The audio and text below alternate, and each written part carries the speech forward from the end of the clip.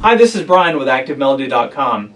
In this week's guitar lesson, we're going to take a look at a very slow, melodic, easy to play, jazzy blues lead. That's a lot of words, but that's what it is. It's somewhere between jazz and blues, and we're going to be doing this using the Mixolydian mode. So we're back in modes this week. Last week I did a lesson which was EP178, and it was very popular, and it was on Dorian mode and how Carlos Santana uses it and all of that. So I explained what Dorian mode is. This week we're going to do the same thing but with Mixolydian mode, and I've got it tied to this sort of very slow jazzy blues jam track that we're going to be playing over. I'm going to explain what Mixolydian mode is for those of you that don't know. And I'll explain how you can find it, how you can play it in different keys and all of that. Now I've got a bonus video for premium members, just like I had last week, which will go into a little more detail on how to find Mixolydian mode and gives you kind of the roots of what that is. More of a theory type thing. It's not a huge video, but it's enough that I think it'll add to this. Now, in addition to that, as a premium member, you get the MP3 jam track that you can practice with, and the tablature, and the part 2 video. So you get all those perks as a premium member. So check that out if you haven't. It's very affordable. New lessons like this every Friday.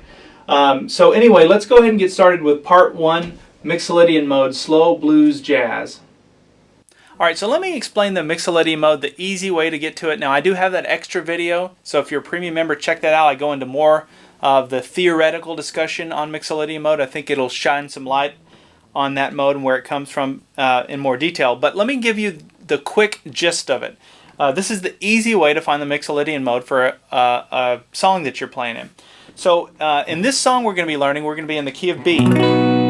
So we're going to take the major scale. Everybody knows the major scale. We know it by ear. It's do, re, mi, fa, sol, la, ti, do.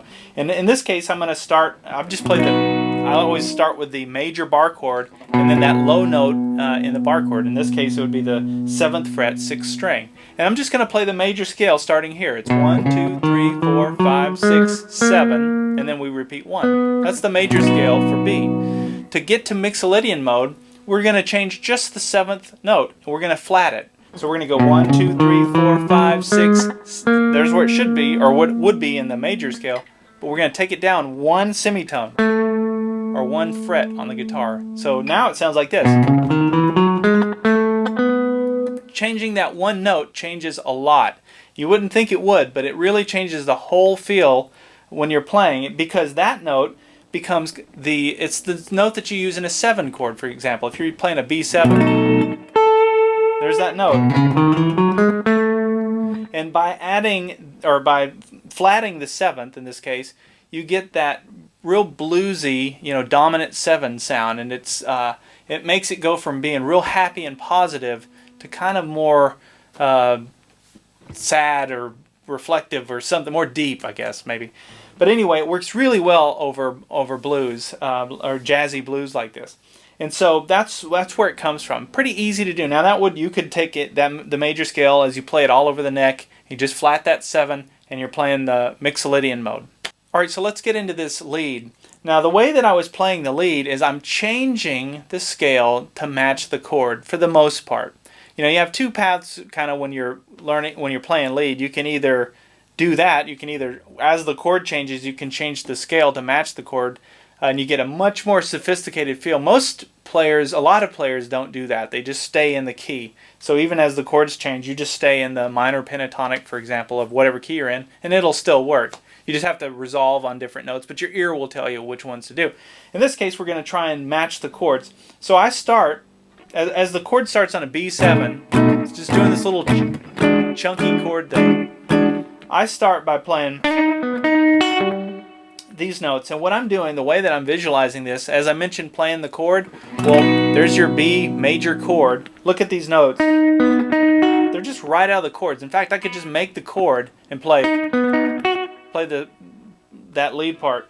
That's where it comes from. When I visualize where to put my fingers on the fretboard, I can see that chord. I can see the notes, and I'm just kind of tracing the notes of that chord. That's where those first 1, 2, 3, 4, 5 notes come from.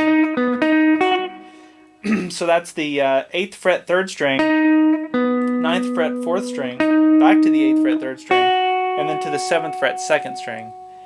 And then I went like this. So let's learn that little phrase. it's really cool, very bluesy, kind of jazzy. What I'm doing for that is I'm coming up here to the 9th fret. Hang on, before I get into that, now I'm visualizing the minor pentatonic scale. That's a kind of a good home base for me because it's so easy to see for me. So knowing that that's my root fret, the minor pentatonic scale looks like that, right? Now what I'm going to do then is I'm going to slide. So that's one of the notes in the minor pentatonic scale. I'm going up to the 10th fret, 2nd string, but I'm starting on the 9th fret to get that real kind of bluesy feel. Then I come down to the 7th fret, 2nd string. Back to the, now I'm to the 9th fret, 2nd string. Now some of you may be going, hang on, this note, that's not in the minor pentatonic scale.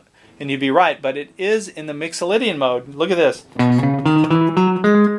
There's the note.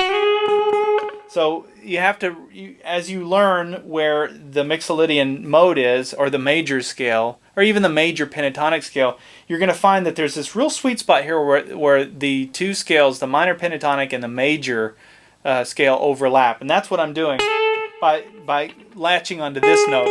So just remember that when you're playing a lead, you can always, you have these notes that you can work in as well. It just gives you some more variables to play with. All right, back from the beginning. Now we're back to the 7th fret, 2nd string. Then I go to the 9th fret, 3rd string, and then watch this. Little hammer on there. That's a really commonly used technique to build the major. I think of it as you're still kind of tracing that major chord. So when you think of that chord, it'd be kind of like playing the chord, taking your middle finger off, and hammering it on. That's kind of what you're doing when you play that note there. 7th fret, 3rd string, hammer on to the 8th fret, 3rd string. Back from the beginning with.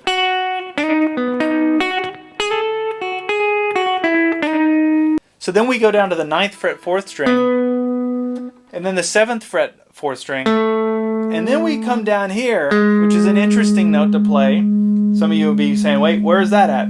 That's the 6th fret, 4th string. That's in that Mixolydian mode. So just remember that you have these places you can go. If you're only living in minor pentatonic mode, which a lot of you do, I mean I do it too, but just remember you've got other places you can go, which is here, and you also have it on the 3rd string. So look at that. It gives you a more, I think it just sounds more sophisticated. It's probably the easiest way to say it, by introducing a note like that. Because it's not what your typical gunslinging, minor pentatonic person would play. Okay.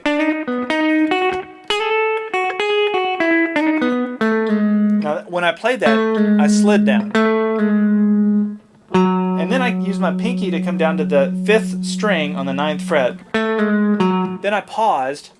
And then I slid up from the 7th fret to the 9th fret on the 4th string. Now that's a great little phrase. Let's look at it again. Here we go, from the beginning.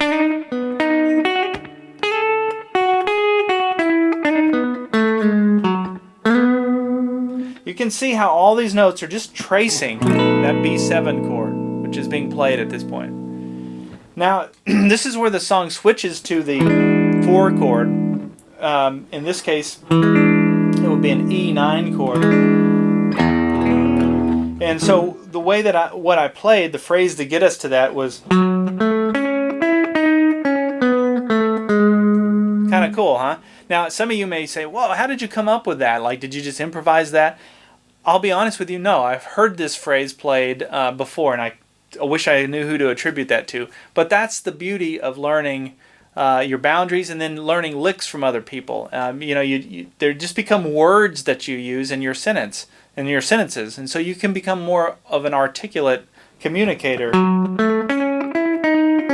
So I hope a lot of you take this phrase and you work it into your playing. So as we take a look at this, be thinking of the chord shape, and then also be thinking of that Mixolydian mode. That's where these notes are going to come from. So I'm going to start with my pinky here on the 9th fret, 5th string. Middle finger goes down to the 7th fret, 4th string. And then I come up to the 6th fret, 3rd string. Really cool little thing that you might not think to do. Again, look at how it lives within the chord, and think of that Mixolydian mode. Now I'm going to come up to the 9th fret 3rd string. There's the 8th fret 3rd string, 6th fret 3rd string, 9th fret 4th string, 7th fret 4th string, and then we resolve on the 6th fret 4th string. Look at that phrase. Now think about, this is why I keep saying, don't just memorize the notes. If you don't tie them, anchor them to something, they become useless. They just become something that's good for this one piece and nothing else. Take this will be a challenge for you. Take this and apply it to another jam track. It's just a blues going from, and I've got plenty of them on the Active Melody website. Find a blues and then look at how you go. Going from the 1 to the 4. It's a really good little exercise. And once it clicks, you will hear that, and when you play, you have this new phrase that you can start to use. That's how I want you to think of all of these licks that you're learning, all these little phrases. They're just words. Okay, back to the back to here.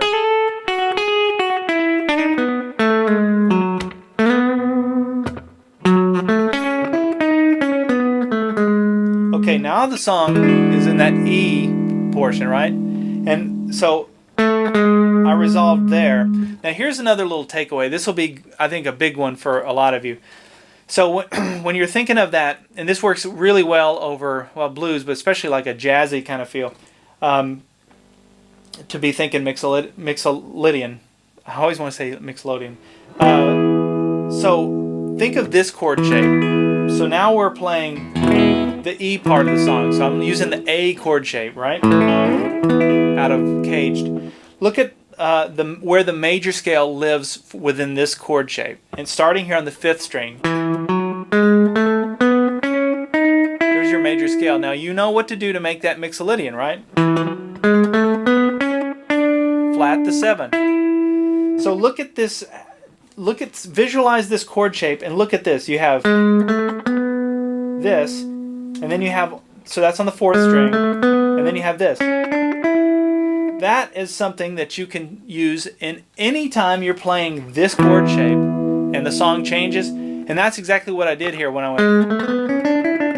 played that little phrase. I just knew, instinctively I knew, from this chord shape I've got these notes that always work. Don't overwhelm yourself and try and do the whole scale. Just look at those 6 notes, 1, 2, 3, 4, 5, 6, and look at how they relate to this. So that if we're playing a C,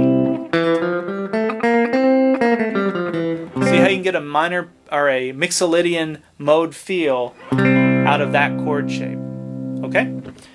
All right. So.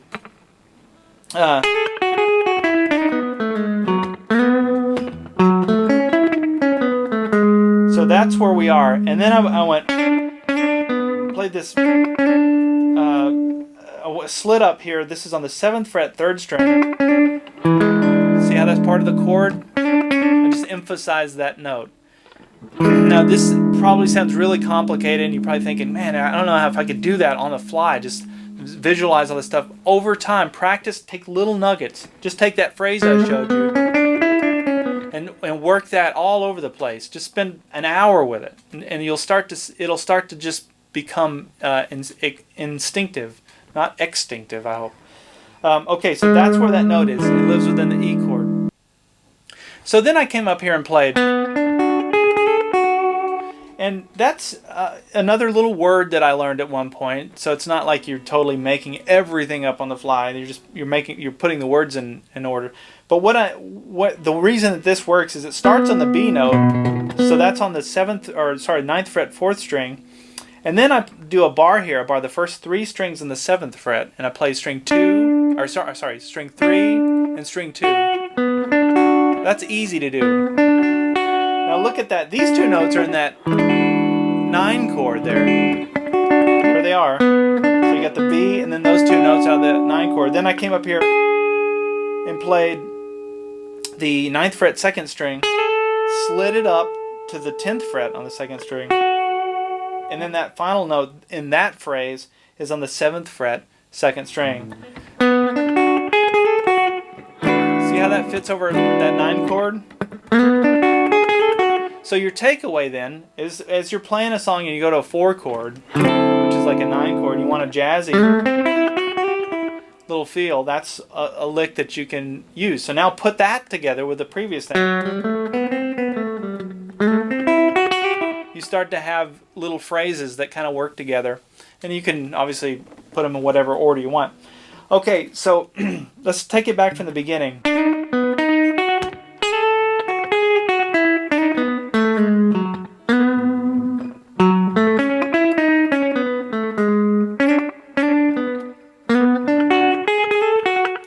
Now the song goes back to the 1 chord, and I went kind of an unusual note to call out there, but look at where that note would be in on the 1 chord, or from a scale perspective. It would be in the Mixolydian mode. It would be in the 2nd step of that. So there's the note. So I just think of this as where the major or the minor pentatonic scale and the major pentatonic scale overlap. I did a whole lesson on that. I think it's EP130, so you can check that out on the site. Mixing the major and minor pentatonic scale. Or you can just do a search on the site for the word mixing, and you can find that lesson. So after that, the song goes, takes kind of an unexpected twist. This is where we break out of just a 12-bar blues and we go into more of a jazzy type blues. This is a common chord format, but we're going to go now to a G sharp. This will be a G sharp 9 chord. So what I did for this, from a solo perspective, I knew that was the chord. I just traced the notes of the chord. And that was what I played. I went... Okay, so that's pretty easy to do. That's 11th fret 2nd string, 3rd string. There's the 10th fret 4th string. And then there's the 11th fret 5th string. So if you're ever playing and you're not sure what to do, or you want to really emphasize a chord and make it really sound sophisticated, just trace the notes of the chord or a part of the chord. Now the next chord is a C sharp minor 7. And I did the same kind of thing where I kind of knew that was the chord, so I traced the notes of the chord. And what I did, I started on the 11th fret 4th string, and then I barred the first 3 strings here on the 9th fret, played string 3, 2, string 2, back to string 3, and then my pinky came up to the 12th fret 2nd string, and then released to play the 9th fret there. So that chord would be, so when you've got this G sharp 9 and then you got this C sharp minor 7, then the way that I think of this is when you play this format, which is pretty common in jazz, it gives the instrumentalist a little something extra to play over. That's why you would see this chord format. And I've got all the chords, by the way, in the tablature, so they're all listed out, so you can play along with that if you want. But when we go to that G sharp 9, that's the 5 chord of the 2 chord that we're about to play, which is this. So isn't that it's kind of a weird way to think of it, but that's the 5 of the 2. And if you don't know what I mean by that, just forget that. But that's what this is in essence, these 2 chords. Okay, so that's your 2 chord, and that's what you play over it. And then we go to the 5 chord, which is an F sharp 9. And all I did from a lead perspective is I went right back to major pentatonic scale, or major scale, or even Mixolydian. I just went back there in my head. And that's just like a big band thing that I've heard. And it's easy to play. I'm just barring the first 2 strings here on the 7th fret, and I started on the 1st string. I put my ring finger down the 9th fret 2nd string. Take it off. Repeat it. And then you end on that. Right? And then I went... That's a little lick that I use all the time where I'm building a chord, barring the first 3 strings here on the 7th fret, only playing strings 2 and 3 as I hammer on with my middle finger onto the 8th fret 2nd string. There's the 9th fret, strings 2 and 3, and there's that hammer on again. Look at that, all that is the chord. I'm just hammering on with my middle finger. And then these are notes out of the minor pentatonic scale. So, and then that last note there is on the 9th fret 4th string. And then I resolved with, or you could go, but that's the, let's see, the 7th fret 2nd string. I came up to the 9th fret 2nd string and did a half bend, not a full bend. So you're just trying to hit one note above it. And then back to the 7th fret 2nd string. Now play with some different embellishments. You could do a lot of things. But that's how I tabbed it out. And then we go into part 2, which I'm going to save for the second video. There's a lot of information in this video. But let's back up now and play through everything. I'm going to play through it slowly. And hopefully you understand what I mean by playing over these chords. You find that in some cases I'm just outlining the notes directly of the chord. And in other cases I've got little tricks that I've learned over the years. So when I know that we're over the E chord, I know how to play that Mixolydian scale. Just a few notes here, 6 notes, but they're enough that they get me by, especially when you're improvising. Okay, from the beginning.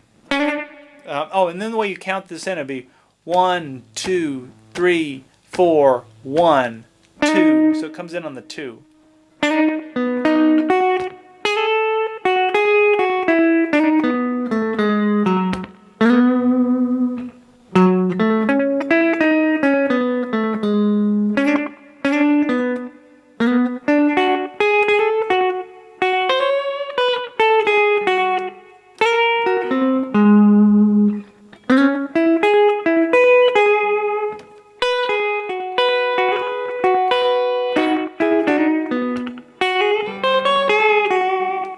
Change there, but you get it, right?